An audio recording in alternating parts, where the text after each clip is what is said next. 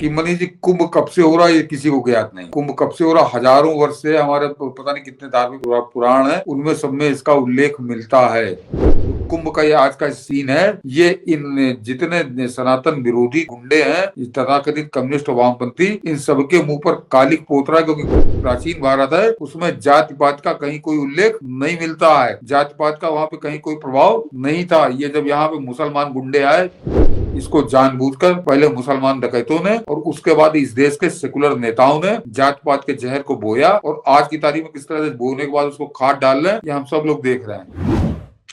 शौचालय वाजपेयी है, वो तो एक तरह से खुद नक्सली है। उसका तो मैं उस समय 2010-8 में वो बकायदे लेख लिखा करता था कि फलाना फलाना नक्सली सरगना वो मेरे साथ मिला था, वो मुझसे फलानी जगह मिला था, और वो तो बड़ा आदर्श बालक था। तो वो एक तरह से नक्सलियों का महिमा मंडन समाज के अंदर पत्रकार बन के किया करता था। तो उन्हीं के कैडर का आदमी था, अर्बन नक्सल था, तो उसकी ड्यूटी दिल्ली में थी। तो इस टाइप के लोग, अब इनको सबको सांप सूंघा हुआ है और इनके मुंह से आवाज नहीं निकल रही, क्योंकि और सारी बदतमीजियां तो इनकी सह ली जाएंगी, लेकिन ये देश के खिलाफ ये जो अगर बोले तो इस पर इनको कतई बख्शा नहीं जाएगा, ये अच्छे से जान रहे हैं।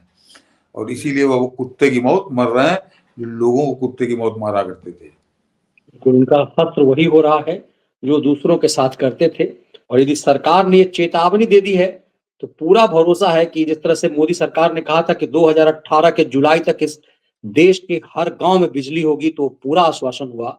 उसी ढंग से नक्सल मुक्त भारत हो गया। तो मुझे लग रहा है कि इस शहरी नक्सली का भी, क्योंकि नक्सलियों से ज्यादा खतरनाक हम लोग अक्सर मानते हैं कि शहरी नक्सल है। सरकार इस पर कब प्रहार करेगी, इसे कब खत्म करेगी, ये भी बेहद महत्वपूर्ण है।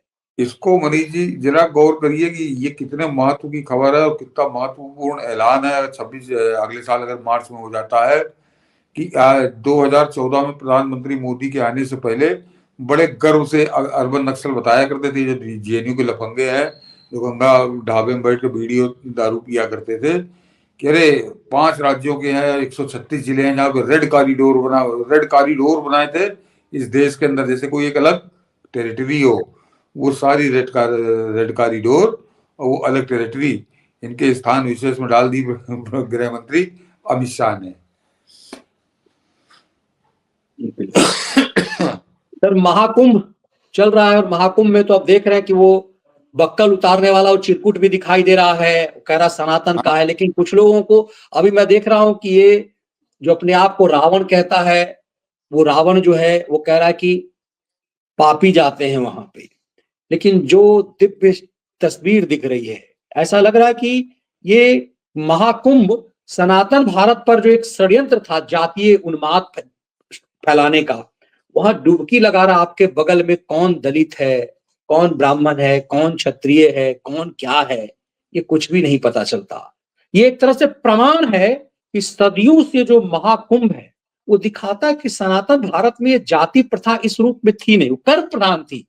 कि एक तरह से जैसे कि एक उद्योग था वो जाति व्यवस्था, उसको छुआछूत से जोड़ करके मुगल के दौर में शुरू किया गया और उसे कलंकित किया गया। ऐसा लग रहा है कि जो दिल्ली का चुनाव है उसका इंपैक्ट बहुत जबरदस्त महाकुंभ से पड़ने वाला है। आपने कल याद दिलाया कि प्रधानमंत्री ठीक 5 तारीख को ही जा रहे हैं। आज टेलीविजन चैनलों पे मैं देख रहा था कि पीएम 5 फरवरी को जिस दिन दिल्ली में चुनाव होगा महाकुंभ में होंगी।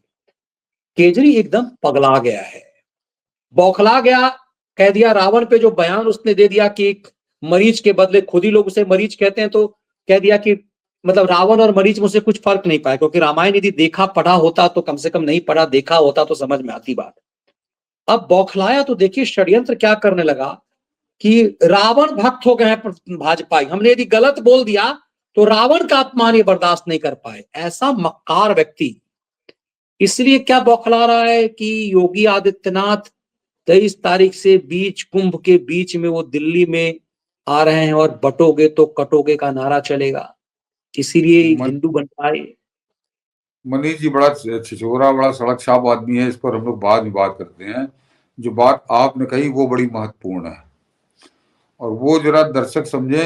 ये वास्तव में मनीष जी ने अचानक बोल दिया और उससे मेरे दिमाग में बात आई कि मनीष जी, कुंभ कब से हो रहा है ये किसी को ज्ञात नहीं है। कुंभ कब से हो रहा, हजारों वर्ष से हमारे पता नहीं कितने धार्मिक पुराण है, उनमें सब में इसका उल्लेख मिलता है। और कुंभ की जो परंपराएं थी, जो पूजन पाठन था, वो आज भी ज्यों का त्यों उसका लोग निर्वहन करते हैं कि फलानी तिथि को स्नान होना है तो होना है। ये हजारों साल की परंपराएं हैं। लेकिन जो बात अभी मनीष जी ने कही कि कहीं पर कोई ऐसा है कि कोई घाट जो है ये फलानी जात के लिए है, ये फलाने जात के लिए है, यहाँ पे उच्च वर्ग के लिए है, वहाँ पिछड़े वर्ग के लिए है, यहाँ दलित के लिए है। करोड़ों की तादाद में वहां पे लोग आ रहे हैं।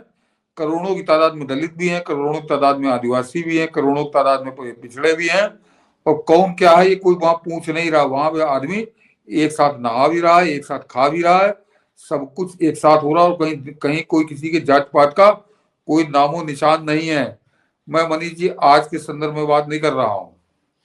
इसको जरा दर्शक समझे कि ये जो परंपरा है, जो कुंभ का ये आज का सीन है, ये इन जितने सनातन विरोधी गुंडे हैं, तथाकथित कम्युनिस्ट वामपंथी, इन सबके मुंह पर कालिक पोत रहा है। क्योंकि कुंभ मैंने इसलिए कहा कि हजारों साल से चला आ रहा है। और अगर कुंभ में ऐसी कोई परंपरा होती तो वो आज भी चल रही होती। यानी आज से हजारों साल पहले भी एक साथ पूरा समाज नहाता था, एक साथ पूजा करता था, एक साथ खाता था। तो इसका मतलब है कि भारत जो प्राचीन भारत है उसमें जाति पात का कहीं कोई उल्लेख नहीं मिलता है। जाति पात का वहां पे कहीं कोई प्रभाव नहीं था। ये जब यहाँ पे मुसलमान गुंडे आए, मुसलमान डकैत आए, जिन्होंने पर्दा प्रथा और फलाना डिमाका दुनिया शुरू किया, और उसी के साथ इन्होंने जातियों में बांटना शुरू किया। लेकिन इस सच को ये बताते नहीं है, इस सच से मुंह चुराते हैं चोरों की तरह। और ये जानबूझकर सनातन धर्म को गाली देते हैं, मनुस्मृति को गाली देते हैं। अरे मनुस्मृति तो तब भी थी जब महाकुंभ होता था। लेकिन कहीं आपको मिलता है कि कुंभ में नहाने के लिए फलाने के घाट अलग थे, ढिमाके के घाट अलग थे, सब एक जगह नहाते थे, इसी संगम में नहाते थे। और हिंदुस्तान के 4 कोनों में होता है। तो चार शहरों में सब जगह कहीं पर भी आपको जाति पात से संबंधित कोई व्यवस्था कतई नहीं नजर आती। कौन इसका जिम्मेदार है? इसका मतलब इस सनातन धर्म में इस जाति पात का कोई मतलब था ही नहीं। इसको जानबूझकर पहले मुसलमान डकैतों ने और उसके बाद इस देश के सेकुलर नेताओं ने जात पात के जहर को बोया। और आज की तारीख में किस तरह से बोने के बाद उसको खाद डाल रहे हैं, ये हम सब लोग देख रहे हैं। बिल्कुल, आप देखिए, रामायण हो, महाभारत हो, कहीं भी ना पर्दा प्रथा का उस ढंग का जिक्र है, ना कहीं जाति व्यवस्था का है। आप अखाड़ों को देख लीजिए तो ऐसा नहीं कि फलाना अखाड़ा फलाना जाति की है और फलाना जाति के लोग इसमें शामिल होंगे। ये सब चीजें बता रही है कि ये भारत को, सनातन को जाति में काटने के लिए मुगल के दौर में ये चीजें शुरू की गई। जो कर्म प्रधान चीजें हमारी थी उसे दूसरे रूप में डाल दिया।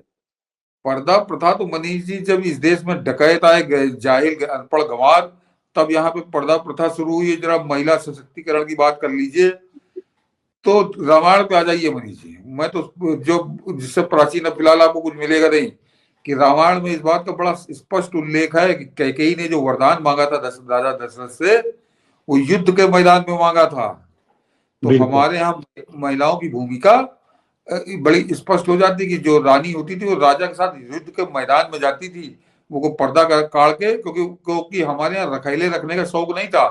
यहाँ पर रखैले रखने का शौक इन डकैतों द्वारा अनपढ़ जाहिल गंवार जो आए कि 15,000 रखैले रखी हैं, मीना बाजार सजा रहे हैं, तो इनके मन में चोर हुआ करता था। ये उनको पर्दा कराते थे कि कोई दूसरा देख ना ले। हिंदू समाज था जो इन डकैतों के आने से पहले था, वहां पर ऐसी कोई व्यवस्था नहीं थी। और मनीष जी अभी आप भी गए थे जब उड़ीसा, तो आपने गौर किया होगा, कोणार्क का मंदिर में घूम रहा था, मैं दर्शकों को बताऊं, और मैं फोटो खींच के लाऊं, मैं डालूंगा वीडियो पे, वो ट्विटर पे, कि उसमें गाइड ने एक चीज की तरफ मेरा ध्यान आकर्षित किया तो मैं चौंका। कहने लगा देखिए 1000 साल पहले का बना मंदिर है और इसमें उसमें महिलाओं की फोटो बनी थी मनीष जी। कहीं देखिए इसमें हाई हील की आपको सैंडल नजर आएगी। तो वास्तव में वो महिला हाई हील पहने खड़ी है और साथ में उसने कहा देखिए ये लॉन्ग स्कर्ट, तो कपड़े इस तरह की बनी है, तो बिल्कुल साफ नजर आ कि वो लॉन्ग स्कर्ट है, वो हाई हील में महिला है। तो हम 1000 साल पहले वो चीजें थी हमारे यहाँ जिसको आज हम फॉलो कर रहे हैं। ये जो बुर्का, ये जो ऊपर से लेकर नीचे तक काला बोरा बना देते हैं, ये इन जाहिलों की, अनपढ़ गवारों की है। हमारे यहाँ ऐसी कोई पोशाक कभी नहीं रही। बिल्कुल, और इसीलिए कह रहे हैं कि कुंभ जो है वो सनातन के सच को बता रहा है, और इसीलिए हमने जोड़ा कि ये कुंभ इनकी बेचैनी बढ़ा रहा है, खास करके दिल्ली चुनाव से पहले। दिल्ली चुनाव से पहले जो कुंभ है वो सनातन सच को एकदम से सामने रख रहा है।